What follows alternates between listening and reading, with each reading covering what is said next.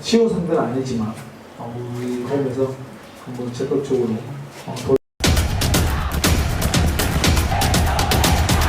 Prizes for Indonesia.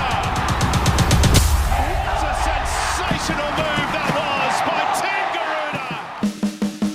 Iya, timnas Indonesia U20 menelan kekalahan telak dari Ukraina di laga perdana grup B Toulon Cup 2024. Pelatih timnas Indonesia U20 Indra Safri mengakui bakal melakukan banyak perubahan di laga berikutnya.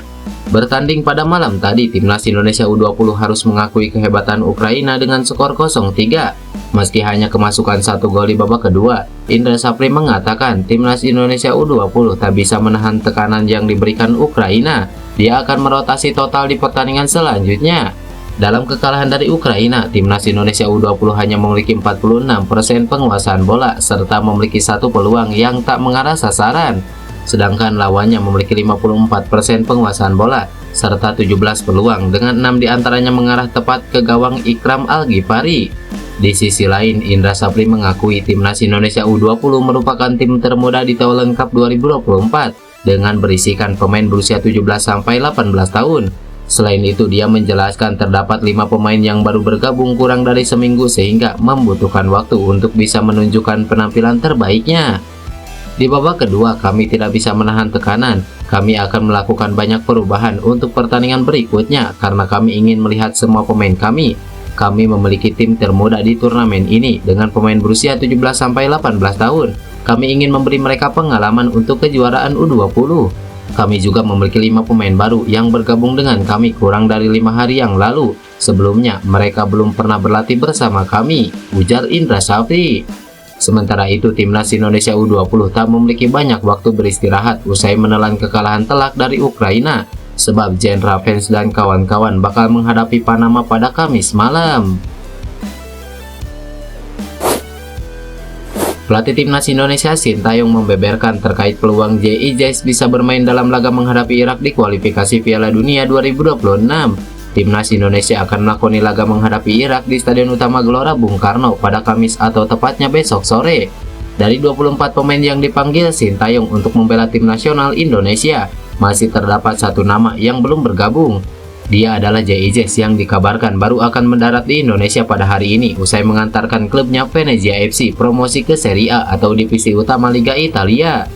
Meski tiba sebelum laga Irak digelar, namun Sintayong mengaku tidak mau terburu-buru untuk langsung menurunkan JIJS dalam laga tersebut.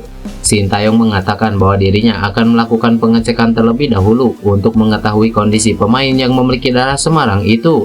Jika dalam pemeriksaan kondisi JIJS memungkinkan untuk bertanding, maka Sintayong tak menutup kemungkinan untuk menurunkan bek kelahiran Merlo itu. J akan sampai di Indonesia hari ini, jadi saya akan mengecek dulu kondisi sang pemain seperti apa. Setelah itu baru diputuskan J bisa bermain atau tidak dalam pertandingan menghadapi Irak, ujar Sintayong. Di sisi lain, timnas Indonesia juga mendapatkan amunisi baru setelah Kelvin Verdong resmi menjadi warga negara Indonesia malam tadi. Walaupun sudah resmi menjadi WNI, namun pelatih Sintayong menjelaskan bila pemain NEC Nijmegen itu baru bisa diturunkan pada pertandingan kontra Filipina pada 11 Juni mendatang. Kelvin bisa didaftarkan untuk pertandingan tanggal 11, jadi untuk laga besok tidak akan bisa dimainkan, jelas Sintayong. Laga kontra Irak akan sangat penting buat timnas Indonesia. Pasalnya jika berhasil menang, maka skuad Garuda bakal memastikan satu tiket ke putaran ketiga kualifikasi Piala Dunia 2026. Timnas Indonesia mendapatkan tambahan amunisi jelang laga krusial melawan Irak dan Filipina di lanjutan kualifikasi Piala Dunia. Tak lain karena PSSI baru saja menjalin kerjasama dengan Aqua sebagai ofisial air mineral Timnas Indonesia. Jalinan kerjasama ini diresmikan di JW Marriott Hotel Jakarta. Yang hadir dalam penandatanganan kerjasama ini adalah Managing Direktur PT Garuda Sepak Bola Indonesia, Marsal Masita. Diutarakan Marsal bahwa jalinan kerjasama ini bakal berlangsung selama 1 tahun lamanya, meskipun PSSI sejatinya ingin bisa terjalin lebih lama lagi.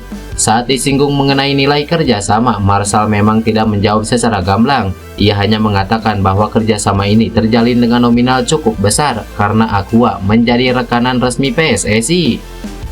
Timnas Indonesia itu sudah beberapa tahun, cukup lama tidak memiliki sponsor untuk air mineral. Padahal itu digunakan langsung dalam latihan, bahkan setiap hari kita drop ke hotel pemain Timnas Indonesia. Dalam kerjasama ini memang ada tingkatannya, dan ini saya katakan nilainya cukup besar karena ini menjadi official partner kita. Tapi memang nominalnya tidak kita distribusikan. Selain itu kita juga ada kerjasama kegiatan yang akan kita lakukan bersama, ujar Marcel Masita.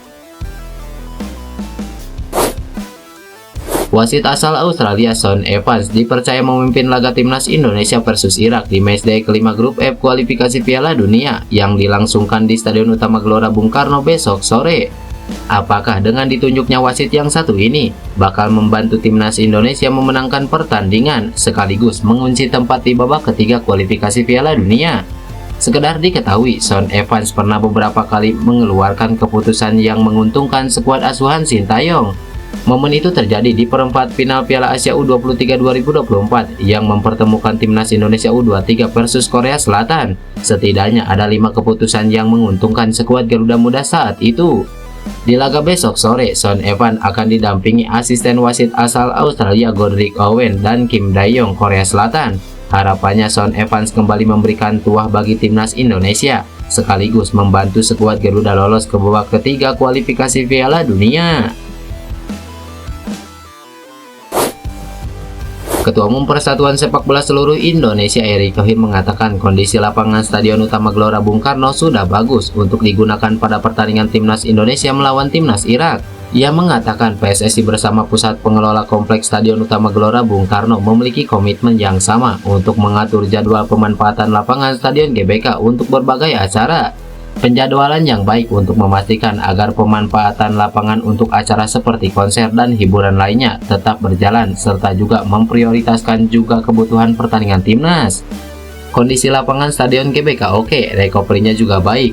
Alhamdulillah ini contoh yang baik. Bagaimana kami bersama-sama menata ketika jadwal timnas sudah dibicarakan, pengelola GBK masih bisa melayani kegiatan-kegiatan yang mempromosikan negara kita seperti konser dan lain-lain, ujar Erick Thohir. Erick mengatakan sinkronisasi jadwal pemanfaatan lapangan yang baik berdampak pada kondisi rumput yang tetap bagus serta siap digunakan untuk kebutuhan pertandingan timnas. Sinkronisasi tersebut juga dalam hal menyediakan lapangan latihan menjelang pertandingan agar tim tamu dapat dilayani dengan baik. Jangan sampai ada persepsi tim tamu tidak dilayani, lalu timnas kita juga terkena cedera karena kualitas lapangan, jelas Erick Thohir. Pemain keturunan Timnas Indonesia Jordi Amat ingin supporter memenuhi Stadion Utama Gelora Bung Karno pada laga kontra Irak dalam putaran kedua kualifikasi Piala Dunia. Menurut dia, kehadiran supporter akan memantik semangat para pemain di lapangan. Sebelumnya, Timnas Indonesia lebih dulu melakoni laga uji coba melawan Tanzania di Stadion Madia. Meski berstatus latih tanding, supporter tetap antusias memenuhi tribun.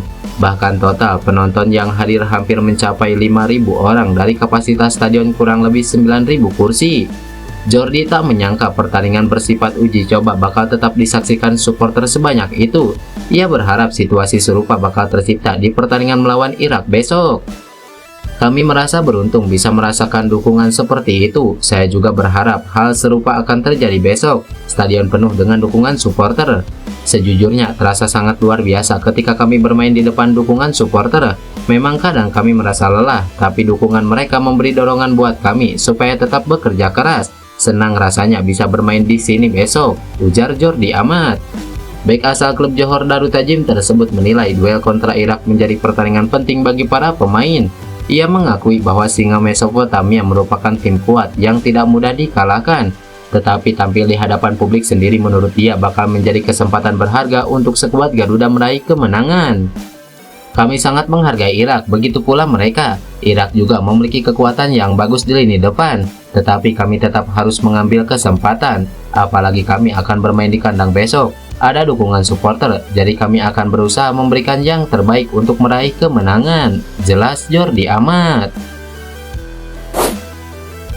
Pelatih Irak Jesus Casas menegaskan mengincar kemenangan atas Timnas Indonesia. Sebagai informasi, duel Timnas Indonesia versus Irak dijadwalkan terlaksana di Stadion Utama Gelora Bung Karno besok sore. Ini merupakan laga lanjutan grup E putaran kedua kualifikasi Piala Dunia 2026 zona Asia. Posisi Irak sendiri saat ini dalam keadaan yang aman. Tim asuhan Jesus Casas dipastikan sudah mengamankan 1 tiket lolos ke putaran ketiga. Di sisi lain, timnas Indonesia masih harus bersaing dengan Vietnam untuk mengamankan 1 tiket lolos yang tersisa. Tim asuhan Sintayong kini menempati peringkat kedua grup F dengan 7 poin, sedangkan Vietnam menghuni posisi ketiga dengan 3 poin. Sementara itu, Jesus Casas rupanya tetap mengincar kemenangan dari timnas Indonesia. Bahkan pelatih asal Spanyol itu menginstruksikan para pemain mengeluarkan penampilan terbaiknya. Jesus Casas ingin menjaga rekor positif yang diraih Irak di putaran kedua kualifikasi Piala Dunia 2026. Selain itu, Jesus Casas juga tak ingin Irak kehilangan poin FIFA. Casas mengeluarkan instruksi tegas kepada para pemain untuk tidak bersantai dalam pertandingan melawan Indonesia. Meskipun Irak berada di posisi teratas di grup dan lolos ke babak selanjutnya, Casas ingin memenangkan 2 pertandingan berikutnya. Hal ini untuk melanjutkan rentetan kemenangan dan juga dalam upaya menaikkan peringkat FIFA, ujar salah satu media Irak Win-Win. Lebih lanjut, timnas Indonesia dipastikan mengamankan tiket lolos ke babak selanjutnya bila mampu mengalahkan Irak. Pasalnya, poin tim asuhan Sintayong tak akan bisa lagi dikejar oleh Vietnam. Bila kalah dari Irak, timnas Indonesia juga masih memiliki peluang. Caranya yakni berharap Vietnam kalah atau skuad Garuda harus menumbangkan Filipina pada laga terakhir.